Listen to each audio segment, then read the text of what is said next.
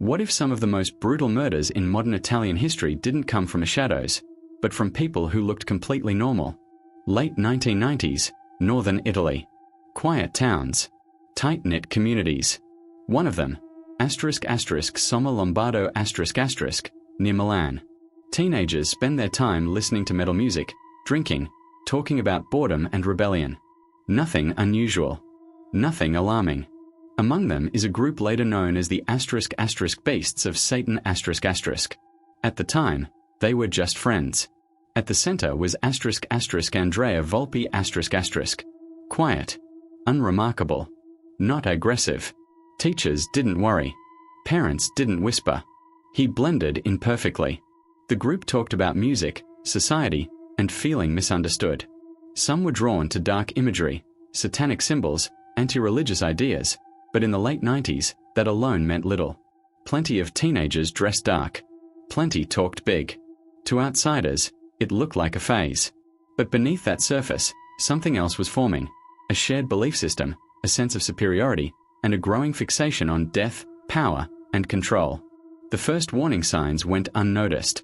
Loyalty became demanded, not earned. Fear replaced friendship. Jokes about death stopped sounding like jokes. And still, the people closest to them believed they were harmless. The shift didn't happen overnight. It crept in through conversations and rituals that felt harmless at first, through the idea that they were different star. Inside the group, reality blurred. They spoke of destiny, of being chosen, of rules that no longer applied to them. Rebellion turned into belief, belief into justification. One voice pushed this further than the rest. Nicola Saponi ***. He spoke with certainty, claimed insight others lacked. Life, death, loyalty, everything was reframed as part of a higher purpose. And the group listened. They experimented with rituals, mixing alcohol, drugs, and symbolism. Candles in the dark.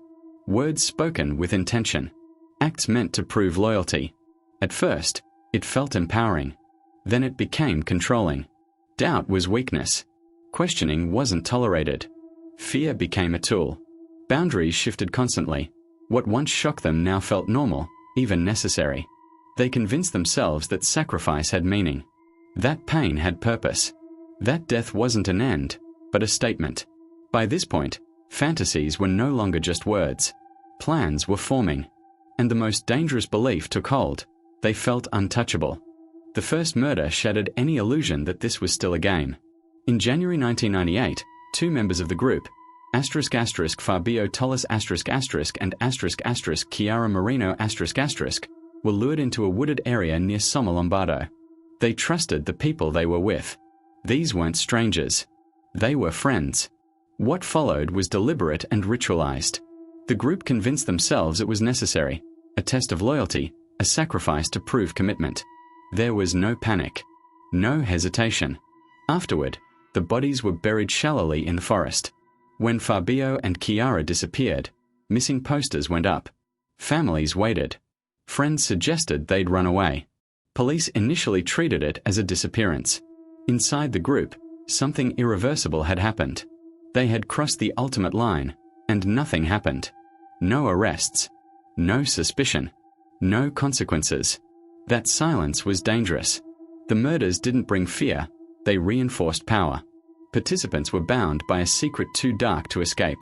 Others were terrified into obedience. And the group continued living normal lives. Over time, confidence turned into recklessness. By the early 2000s, the group believed they were invincible. Death had become a solution. Removing people felt easier than confronting them. But patterns always leave traces. By 2004, paranoia replaced confidence. Trust inside the group collapsed. Then another young woman vanished. Moriangela Pizzotta ***. This time, her family refused silence. Police reopened old files. Fabio and Chiara's disappearance returned to focus. Patterns emerged. The same people, the same circles, the same lies. Under pressure, alibis fell apart. One member broke. Fear and guilt finally outweighed loyalty. Statements became confessions. Confessions became names.